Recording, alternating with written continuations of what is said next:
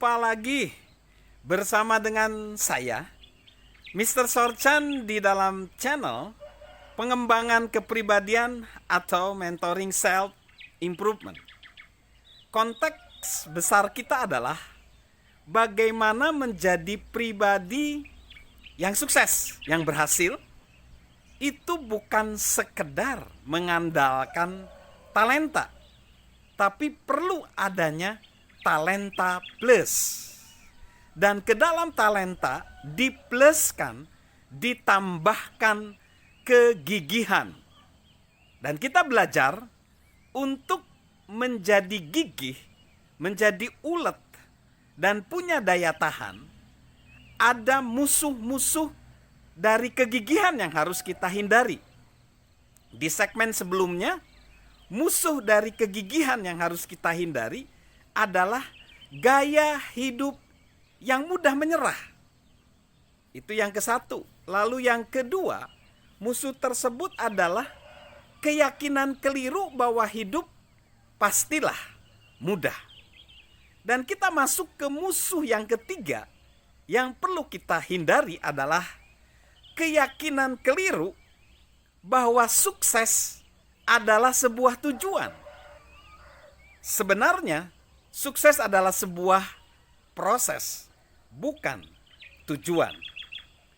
Pat Riley dari NBA, National Basketball Association, yang telah memenangkan banyak kejuaraan sebagai coach basketball, dalam bukunya The Winner Within, ia menulis, berpuas diri adalah penghalang terakhir yang harus ditaklukkan para pemenang dan tim sebelum mereka mendulang potensi kejayaan.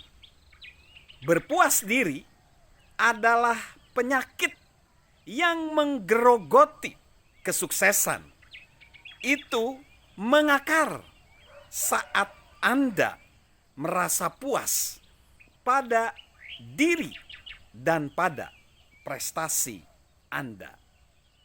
Berpuas diri itu adalah musuh dari kegigihan.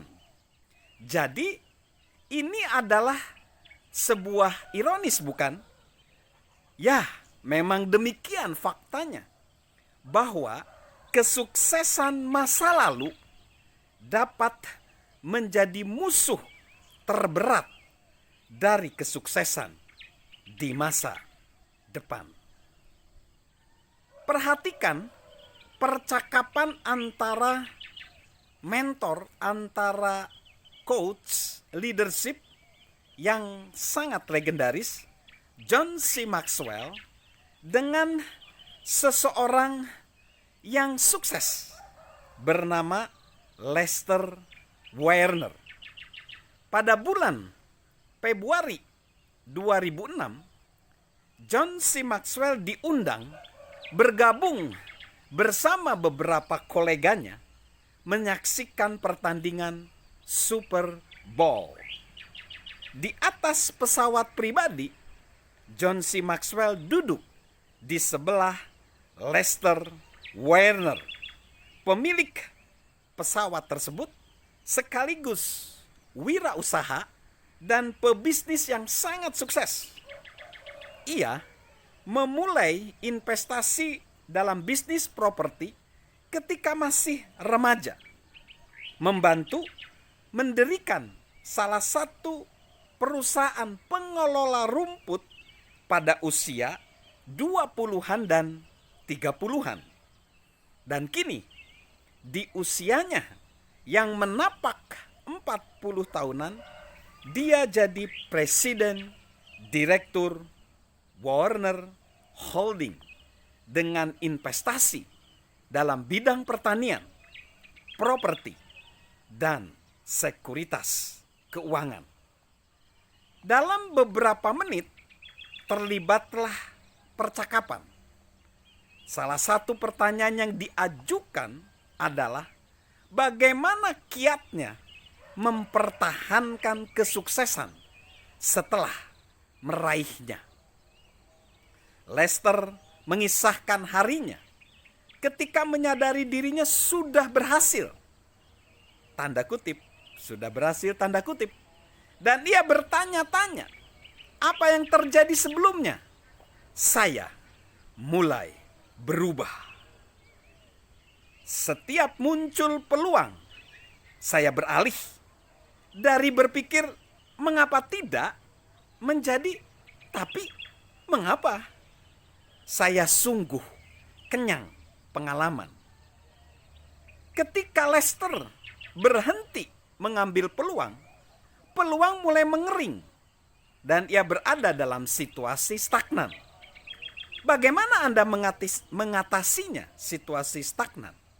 Hal pertama, sadarilah bahwa saya ada dalam situasi stagnan.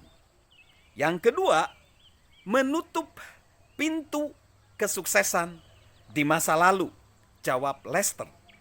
Begitu melakukannya, saya mampu mengambil langkah-langkah untuk berubah, untuk mulai mengejar peluang lagi. Lalu, bagaimana kalau mendapati orang yang cenderung merayakan kesuksesan, lalu bersantai ketika menganggap kesuksesan adalah tujuannya? Lester berkata, merayakan kesuksesan lalu bersantai memang bagus, tapi bukan untuk jangka panjang. Kita harus menutup pintu kesuksesan masa lalu.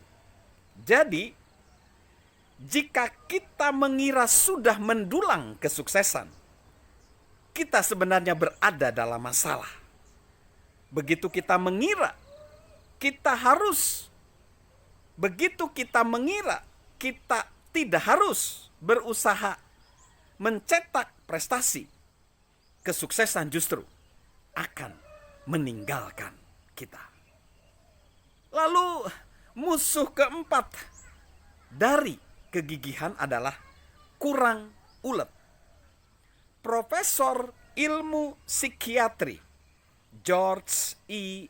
Phelan dari Harvard dalam bukunya Aging Well mengidentifikasi keuletan sebagai karakteristik penting bagi orang yang mengarungi banyak transisi kehidupan dari sejak lahir sampai lanjut usia. Ia menulis, keuletan menggambarkan manusia bagaikan pohon, bagaikan ranting pohon dengan biji hijau dan segar. Ketika ranting pohon melengkung tapi tidak patah, ranting tersebut justru melentur kembali dan terus bertumbuh. Itulah gambaran deskripsi sempurna tentang bagaimana kita harus bertindak jika kita ingin terus gigih mengarungi kesulitan dan mempergunakan talenta yang kita miliki. Kita tidak boleh merasa bosan, rapuh, dan kurang fleksibel.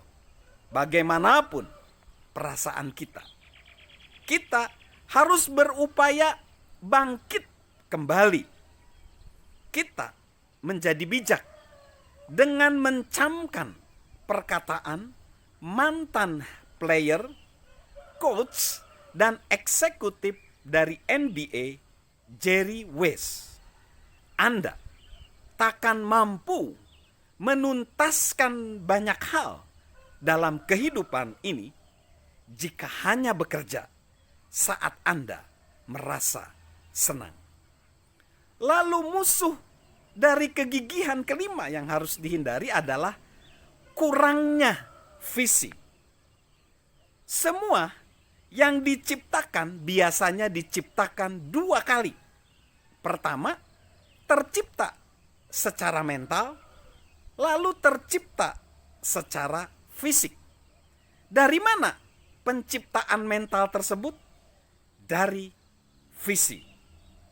Orang yang menampilkan kegigihan memelihara visi lebih luas di dalam benaknya ketika bekerja sesuai dengan keahlian dan profesinya. Mereka melihat dengan mata batinnya tentang keinginan mereka untuk membuat atau melakukan sesuatu, dan mereka terus mengupayakannya.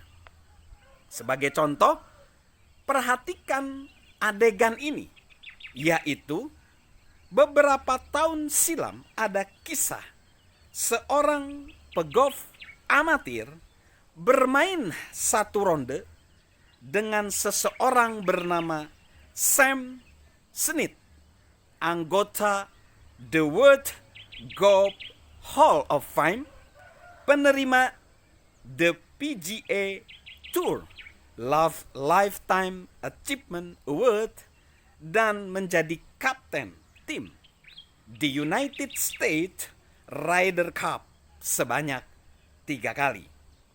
Pada lubang pertama, Snead memasukkan 7 pukulan, 3 pukulan di atas par. Skor yang menyedihkan bagi seorang pegolf profesional. Saat pasangan mainnya memasukkan 3 pukulan di atas par, Snead tidak nampak cemas. Ketika pasangan amatirnya bertanya kepada Snead tentang hal itu, ia menjawab, "Itulah sebabnya kita bermain 18 lubang." Visi dari Snead yang besar membantunya menjaga perspektif, tetap ulet dan gigih. Sampai akhir ronde tersebut, Snead menyelesaikan 6 pukulan di bawah par. So, mari kita hindari 5 musuh dari kegigihan tersebut. Dan salam untuk melakukan kegigihan yang menopang talenta dan kehidupan kita. Dan salam sehat dari saya, Mr. Sorjan.